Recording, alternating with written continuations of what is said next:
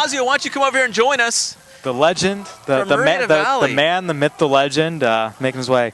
Hey, Kyle, why don't you start talking to Coach for a second, and I'm going to adjust the camera real quick, but we'll talk to Coach Fazio from Murrieta Valley. All right, sounds good. We are joined by Vinny Fazio, first-year Murrieta Valley coach.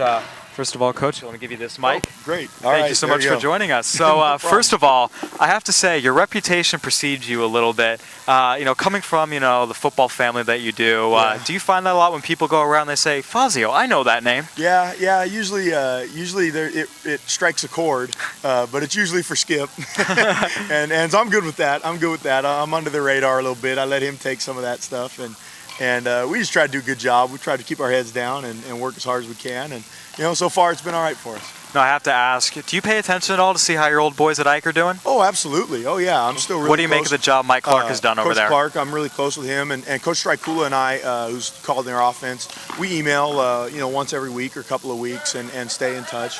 I'm really happy with them, really proud of them.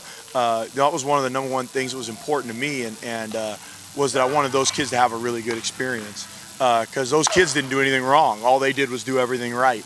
And I'm glad it looks like they're going to get in the playoffs if they can win a couple here at the end, and looks like a winnable game for them, and win one, they can get in the playoffs. And maybe you never know, if they can knock Rev off, you never know, they're right there, and chance to maybe win a league championship again. So yeah, really happy for them, and Micah St. Andrew, their big offensive lineman, is one of my favorite players in the whole world. So always happy for Micah, and hope they do well here. Absolutely. Coach, Kyle wanted to bring the Chaparral halfway. No, it was my idea. I'm glad it's here. It was my idea. I brought the Pumas helmet out. But I got to ask you, you're always in a good mood. You're always fired up. You're always smiling. But it kind of cracks me up because I think you described your defense to me as a bad mood defense. You want to get to the ball in a bad mood and be physical. But you're like one of the, your motor's always running, always smiling, always excited about the situation. Just talk about your season and how Murrieta Valley has done, and are you excited about where the Nighthawks are going? I'm really proud of our kids. I mean, what they've been asked to do is so difficult. Our staff took over in July, literally in July. That was the first time we were able to work football with our kids. And to be, we're 5-3, and we're competitive. We want to win every game. But 5-3 with our losses to Rancho Cucamonga and Vista Murrieta, and by 1 point to Great Oak, where we had a chance to go for 2 at the end of the game and potentially win the game.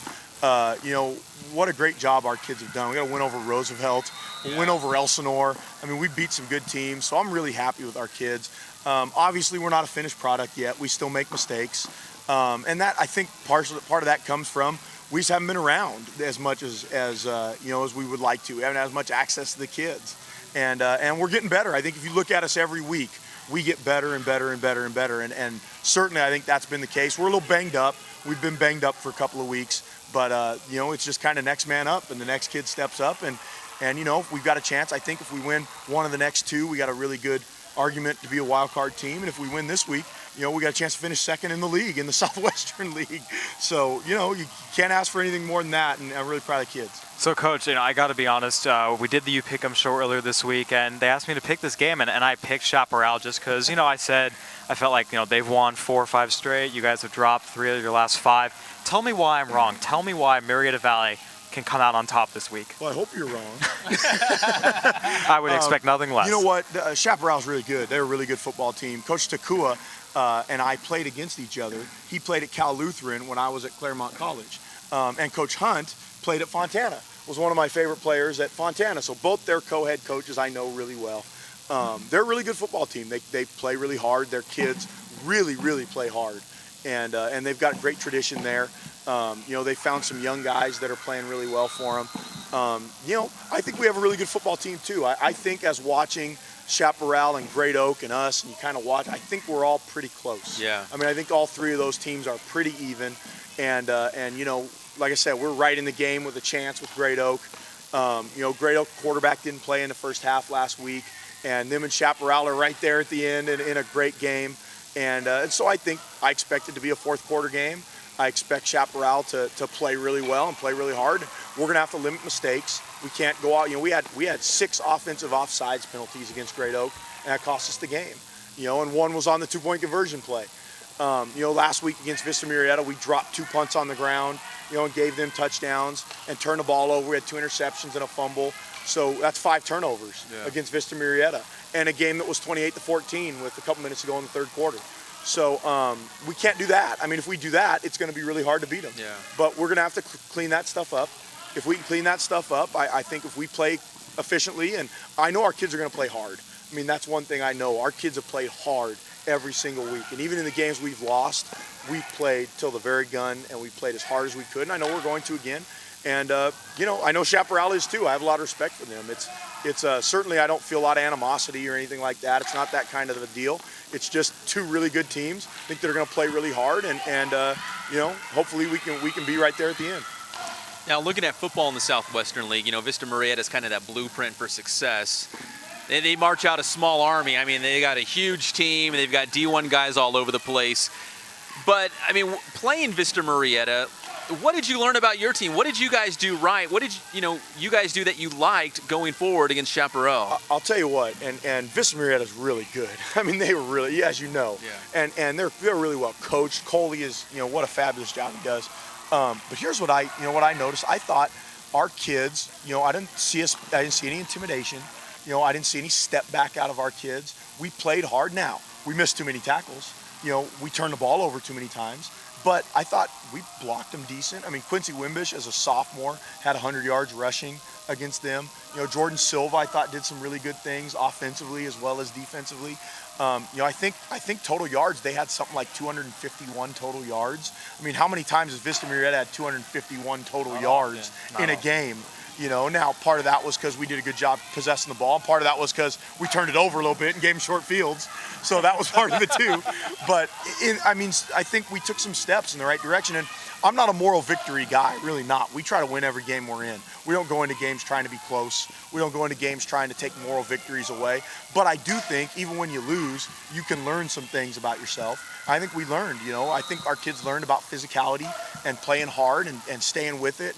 And you look at that, and I think there's some things that positives we can take out of it. Now, again, like I said, I'm not a moral victory guy. And in Southwestern League, you don't last taking moral victories. Right. But I do think there were some positives out of it, and hopefully some things we can build on. All right, Coach, long term, what is it going to take to beat Vista Murrieta? Because at the end of the day, that's how you have to get through them to win a league title. Yeah, no, there's no doubt about it. And you know, here's the cool thing for us. Last week we played 8 sophomores. Heavy minutes on offense and defense. 8. You know, Quincy Wimbish rushed for over 100 yards. Hobie Teets is our second leading. You know, our top 7 skill guys on offense are underclassmen. You know, and 5 of them are sophomores. You know, defensively we started 3 sophomores last week. So we got a lot of young guys that haven't played a ton of football that are starting to figure it out. You know, our juniors are starting to figure it out. And so I think, you know, you just got to keep going and keep plugging away. We got to get an off season. We're not strong enough yet. You know, and that's something that you can't fix in the middle of the season. We got to fix that in the off season. But we're going to get there. You know, we know how to do that. We've done that before. And so I think that's something we got to improve. And that's the path. And I think if we do that, we keep our head down and we just keep plugging away, you know, they're good. I mean, there's nothing you can say about that. You know, there's nothing negative. I have nothing negative to say about their guys. They're good. They do a great job. And we're going to carve out our own niche. And we're going to be physical. And we're going to be tough every day and play hard all the time. And, you know, hopefully as we build and get stronger and get bigger, you know, eventually we'll get to that point. Absolutely no slight to the Citrus Belt League. My wife's a Redlands grad, in fact. And to go on that note, you know, the San Andreas when you were at Carter with Alex Pierce as well, but the Southwestern League is just a monster every single Friday night, right, Coach? How good is the league? And it's better this year than it's been. I mean, if you look at Cal Preps, which I put some stock in that, Vista Murrieta's a 60. Great Oak's a 40. Chaparral's a 45. Point-wise, that's a lot. We're a 40. I mean, point-wise, that's good. And even the teams, you know, even Mesa, who doesn't have a league win, is like a 27 or something on Cal Preps. And they were 5-0 coming into the league. Yeah. And they had us down 2 scores. I mean, we were down 2 scores in the second half. So it's just every week. There is no weeks off. And, you know, and that's how it's going to be every year. Chaparral's playing a bunch of underclassmen. Great Oak's quarterback and best top receiver, top running back are underclassmen. We're playing 8 sophomores, so it's not going to get any easier. I mean, it's going to be hard every week, every single week, and we got to gear it up. And I look forward to a great game. I think it's going to be a really competitive game on Friday. I hope we're there right there in the end in the fourth quarter, and then, you know, you just got to make 1 play or 2 plays there and hope you got a chance. But there's a chance. I mean, if we win, there's a chance it could be a big muddle for second place, in our league. And if we don't, if we come up short, there's a chance we're trying to get a wild card. And I think certainly out of our league, how can you not make a compelling case to have the wild card come out of the Southwestern League? I mean, what a great league of football it is. Now, Coach, you've played and coached it in all different areas of San Bernardino and Riverside counties. Do you think the Southwestern League is the best league in the Inland Empire? Right now, top to bottom, right now, and I don't know, because I didn't play it in it last year, I wasn't in it last year, but right now, I don't think there's any doubt. I don't think there's any question. Great Oaks got wins over Rancho Verde and Heritage. Yeah. Chaparral's got, look at Chaparral and who they've beaten. And barely lost to Tesoro. Not only who they've beaten, but they went to overtime with Tesoro. Right. Our game with Rancho Cucamonga was 24-19 with 4 minutes to go in the game. So you look at those games and you look at those scores and you just watch the teams play, and everybody's well coached. Everybody's, the coaches are all professional. You talk to the coaches and they're nice guys. You can't even hate anybody because everybody's a nice guy. They're nice and they're professional, and you just got to strap it on and play every week. And this is why you do it. This is why we wanted to come here. It's the right place to be, and we're going to just try to keep getting better and better and win as many as we can. I'm going to petition that all 6 Southwestern League teams get into the playoffs. How about that? Absolutely. Let's put them all in. Absolutely. I think absolutely all 6 teams are playoff caliber teams. I don't think there's any doubt about that. Now, I think certainly Roosevelt, who may finish 4th in the Big Eight's got something to say about that. They're pretty gosh darn good too. Yeah. And Glendora, who may finish 4th or 5th even in the baseline league, has something to say about it too. But boy, I like all 6 of the teams in Southwest. I think they're all good. Kyle Plantier, who's playing for Tomato, is playing as good as anybody. It's a loaded league, but hey, that's why we do it, man. What a fun place to be. So, Coach, when you took over the Murrieta Valley program, you had a vision of, putting your stamp of defensive play on the Nighthawks and still using the offense they had and, maybe putting a wrinkle in to fit like what you liked. Now we're in week 9 of the high school football season. Is it going kind of according to plan? Do the guys kind of, I think our balance finding what you want? Yeah. I think if you look at us, we've run the ball well and thrown the ball well. We're completing over 60% of our passes right now. Offensively, Michael Robles, who got hurt a couple weeks ago, but he was over 900 yards when he got dinged. And Quincy Wimbish, our sophomore, is over 600 yards right now. Jordan Silva's over 100 yards. We got 3 backs that are over 150 yards, so I think that's a positive. And defensively, we were so young.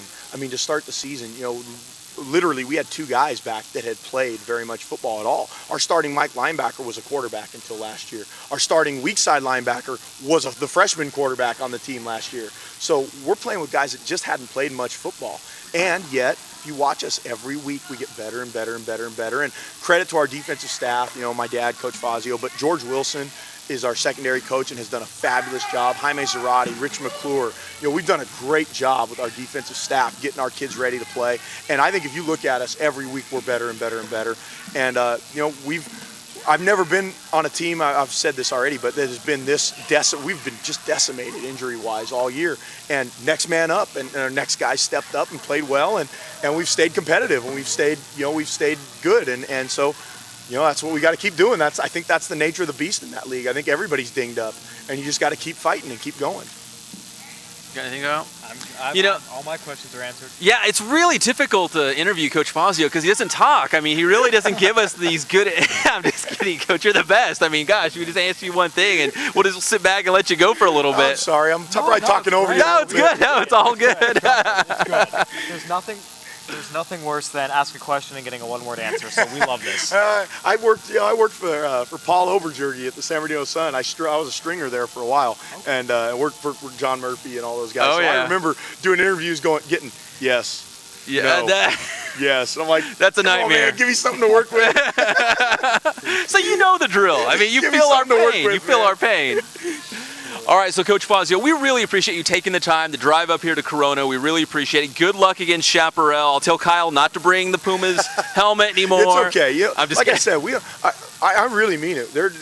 I've never been in a league with less animosity between the teams. It's just competitive, and it's so much fun to be part of that, where you're not worrying about having to hate each other. Yeah, drama behind the scenes. There's nothing like that out there. It's just good football every single week, good players playing, and I wish nothing but good things for Chaparral. I hope we play a little better than them this week, But certainly I don't hope they play bad. Yeah. I just hope we play a little better. I'm sure the Pumas will bring out the best in you guys. I Should be a hope so. great game on Friday night. Should be good. All right, head coach Vinny Fazio from Murrieta Valley. Once again, thank you so much, Coach. Thanks for the coverage, guys. You guys are awesome. Good luck on Friday. We appreciate it. And yeah, you're free to leave, Coach. We appreciate it.